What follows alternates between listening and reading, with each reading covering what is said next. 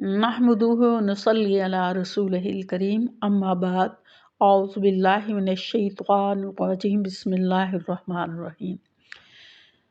सूरह निसा की आयत नंबर 13। तिल्का हुदूदुल्लाहि व मन युतिइल्लाह व रसूलहु युदखिलहु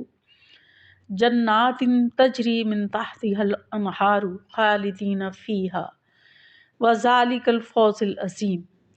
तिल्का हुदूदुल्लाहि, ये अल्लाह की हदें हैं। व मन युतिइल्लाह, और जो कोई अताअत करे अल्लाह की, व रसूलहु, और उसके रसूल की, युदखिलहु, दाखिल करेगा उसे, जन्नातिन, जन्नतों में, तजरी, बहती हैं, मिन तहतिहा, जिसके नीचे, अनहार, नहरें, खालिदीना, हमेशा रहेंगे, फीहा, इसमें, वज़ालिकल फौज़ुल अज़ीम, और ये बहुत बड़ी कामयाबी है। तो अल्लाह की हदूद जो हैं वो पीछे बयान की गई हैं कि एक तो यतीम का माल जो है वो यतीम के हकूक़ मुकर्रर किए, उसके माल खाने को नाजायज़ करार दिया और कहा गया कि उनके माल जो हैं जुल्म के साथ ना खाओ। दूसरे ये कि औरतों के हकूक़ मुकर्रर किए गए। उससे पहले औरतों को विरासत में हिस्सा नहीं मिलता था। अल्लाह ताला ने कुरान में उनके हिस्से मुकर्रर कर दिए। औरत चाहे बीवी है, बेटी है, या माँ है, या वो बहन है, तो उस चारों हैसियतों से उनके हिस्से जो हैं वो मुकर्रर कर दिए गए हैं। और बता दिया गया कि अगर कोई ज़ानी मर्द है, ज़ानी औरत है, उसकी क्या सज़ा है।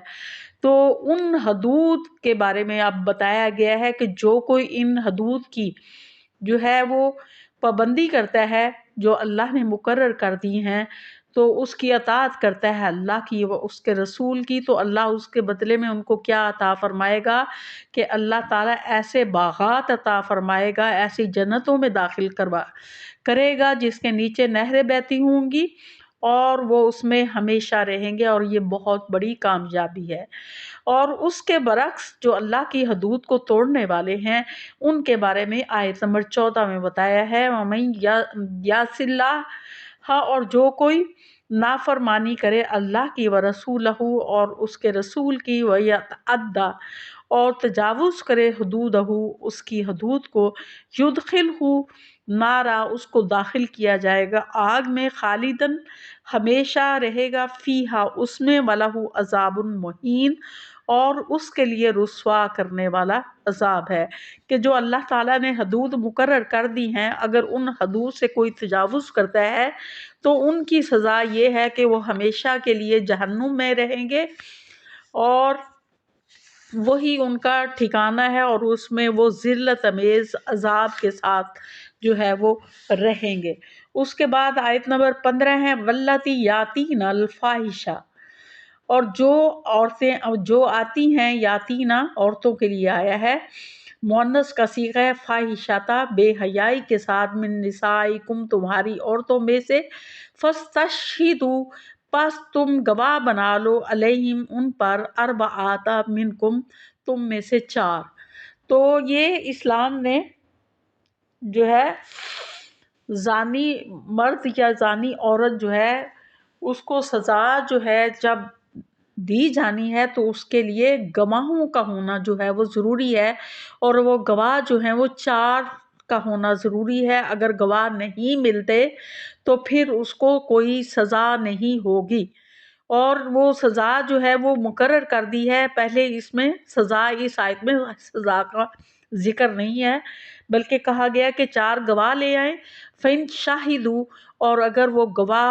गवाही दे, फमसिकूहुन्ना, तो बस उन्हें रोको, फिल बयूते, घरों में, हत्ता यतवफ़्फ़ाहुन्ना, यहाँ तक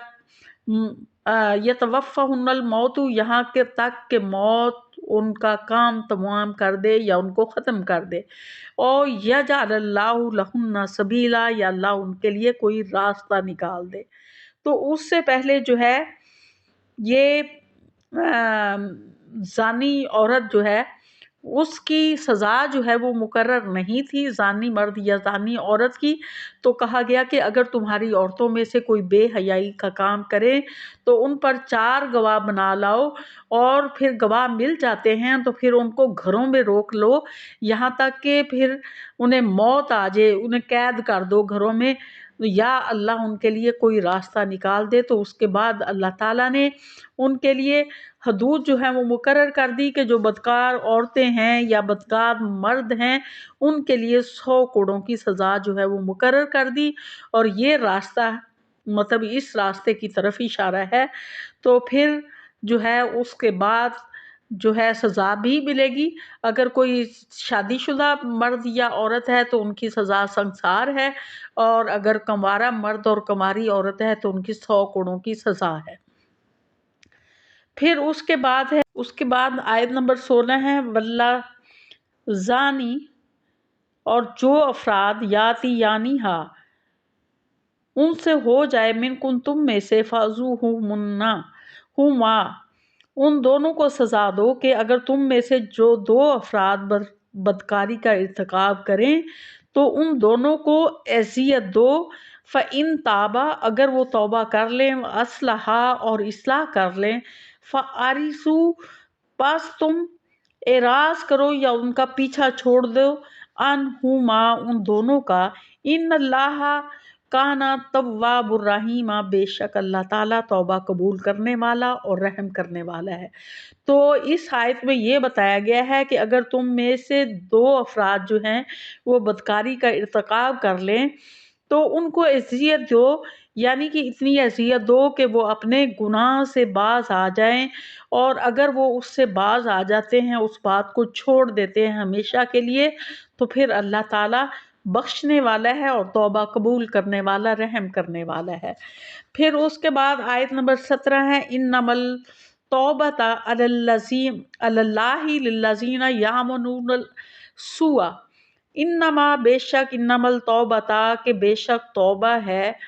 قبول کرنا، علی اللہ للذین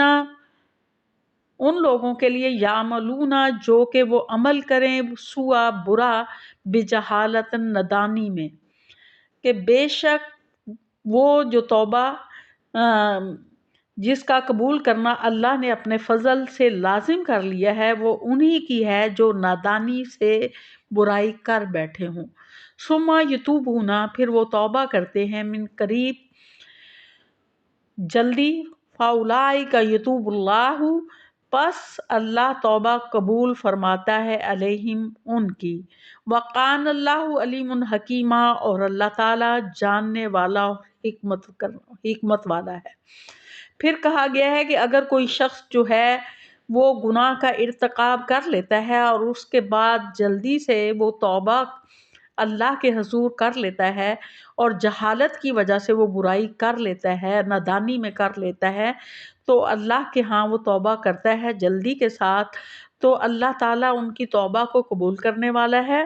اور بے شک اللہ تعالیٰ جاننے والا اور حکمت والا ہے۔ تو ایسا نہیں ہے کہ اگر انسان پشیمانی اور ندامت کے ساتھ توبہ کرے اور آئندہ نہ گناہ کرنے کا ارادہ کرے تو اللہ تعالیٰ صدق دل کے ساتھ جو بھی توبہ کرتا ہے، چاہے اس سے کتنا بھی بڑا گناہ ہو جائے، تو اللہ بخشنے والا ہے اور حکمت والا ہے۔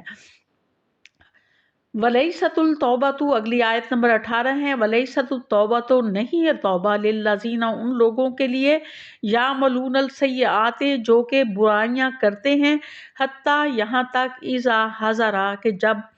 احدہم الموت ان میں سے کسی کو موت آ جائے، کالا تو وہ کہے، انی تبت بے شک میں نے توبہ کی، الآن اب، وللذین یموتون اور نہیں ہے توبہ ان لوگوں کی جو اس حال میں مرتے ہیں، وہم کفارن کہ وہ کافر ہوں، اولئک اعتدنا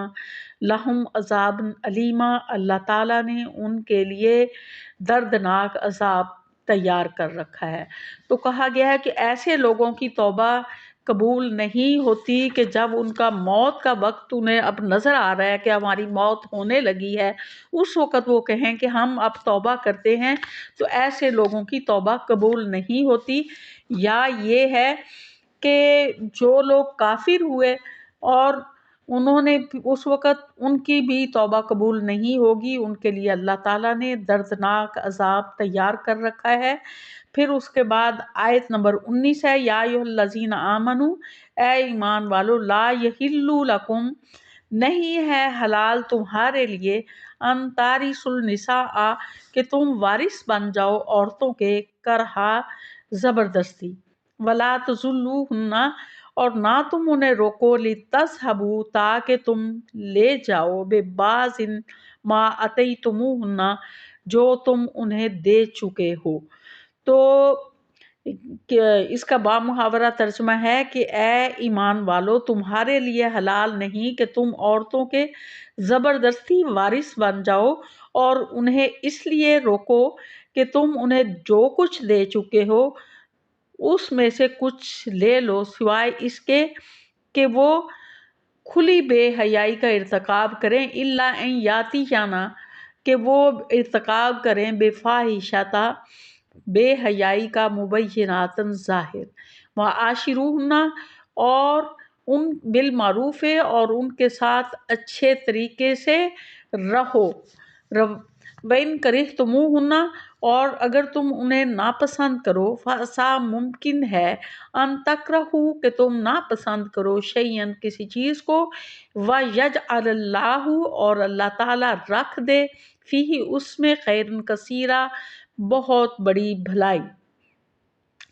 تو یہاں یہ کہا گیا ہے کہ تمہارے لیے یہ حلال نہیں ہے کہ تم زبردستی عورتوں کے وارث بن جاؤ، اور انہیں اس لیے روکو کہ جو کچھ تم انہیں دے چکے ہو ان سے واپس لے لو، کہ مطلب وہ تنگ آ کر کے ان کے ظلم و زیادتی کرنے کے لیے ان کو روکو، تاکہ وہ مجبور ہو کر یہ کہیں کہ ہمیں خلا دے دی جائے، تاکہ آپ کو حق مہر جو مال ان کو دے چکے ہو وہ آپ ان سے واپس لے لو۔ تو اس طریقے سے ان کو زبردستی ان کے ساتھ نہ کرو، کہ یا ان پر کوئی بے حیائی کا الزام لگانے لگو، کہ اگر کوئی بے حیائی کرتی ہے عورت پھر تو ان سے مہر واپس لے سکتے ہو، لیکن اگر کوئی عورت جو ہے بے حیائی کا کام نہیں کرتی تو زبردستی اس کو نہیں روکو، اور اسے مجبور نہ کرو کہ وہ خلا لینے پر مجبور ہو جائے، بلکہ ان کے ساتھ اچھے طریقے سے رہو۔ اور تم ان کو اگر ناپسند کرتے ہو تو ممکن ہے کہ جس چیز کو تم ناپسند کرتے ہو اللہ تعالیٰ اس میں بہت زیادہ بھلائی رکھ دے۔ تو اللہ تعالیٰ جو ہے وہ حکمت والا ہے، جاننے والا ہے۔ تو اگر تم غور سے دیکھو گے تو جو تمہیں عورت میں برائی نظر آتی ہے تو اس میں کچھ بھلائیاں بھی ہوتی ہیں۔ کوئی بھی انسان ایسا نہیں ہے جس کو میں اللہ نے صرف برائیاں رکھی ہوں، اس میں کوئی اچھائی نہ ہو۔ تو اس کی برائی ہی کو نہ دیکھو بلکہ اچھائی کو ڈھونڈنے کی کوشش کرو۔ آیت نمبر 20 ہے، وَإِنْ أَرَدْتُمْ، اگر تم ارادہ کر لو، استبدال، بدلنے کا، زوجن، بیوی کو، مکانہ زوجن، بیوی کے بدلے دوسری بیوی، وَآتَيْتُمْ إِحْدَاهُنَّ، اور تم نے دیا ہے اس میں سے کسی ایک کو، قنطاراً، خزانہ، فَلَا تَأْخُذُوهُ، پس نہ اس کو لو، منہ، اس سے، شیئن، کچھ بھی، آتَأْخُذُونَهُ بہتاناً، کیا تم اسے لوگے بہتان کے ساتھ، وَإِثْمًا، اور گناہ کے ساتھ، مبینہ، ظاہری، کھلے گناہ کے ساتھ۔ تو کہا گیا ہے کہ اگر تمہارا یہ ارادہ ہے کہ تم اس عورت کے بدلے میں کوئی اور عورت کے ساتھ شادی کرنا چاہتے ہو، تو اگر تم نے ایک خزانہ بھی اس کو دے دیا، ڈھیر مال دے چکے ہو، تو تم اس سے واپس نہ لو، یا یہ ہے کہ تم اس پر کھلا جو ہے بہتان لگاؤ گے گناہ کا، تو پھر اگر تو فاحشہ عورت ہوتی ہے، کس نے بے حیائی کی ہوتی ہے، تو اس وقت اسے جو ہے جو مال دیا ہوتا ہے واپس لے لینا ہوتا ہے۔ لیکن اگر عورت جو ہے کوئی اس طرح کا کام بھی نہیں کرتی اور اس عورت کو تم چھوڑنا چاہتے ہو، تو پھر جتنا بھی مال اس کو دیا ہوگا، چاہے وہ کتنا بھی ڈھیر مال ہوگا، مرد اس سے واپس نہیں لے سکتا۔ تو یا پھر یہ ہے کہ مال لینے کے لیے تم اس پر بہتان لگاؤ گے، تو کہا گیا ہے کہ ایسا کرنا جو ہے وہ یہ کھلا گناہ ہے، تو ایسا مت کرو تم لوگ۔ وآخر دعوانا الحمدللہ رب العالمین۔ اور آپ سے گزارش کی جاتی ہے کہ چینل کو آپ لازمی سبسکرائب کریں اور اس کو زیادہ سے زیادہ لوگوں تک شیئر کیا کریں تاکہ دین کا علم جو ہے مسلمانوں میں پھیلے، آگے لوگوں تک پھیلے، اور اس طرح سے دین جو ہے وہ زیادہ سے زیادہ وسیع ہو، لوگوں تک، لوگوں میں شعور پیدا ہو۔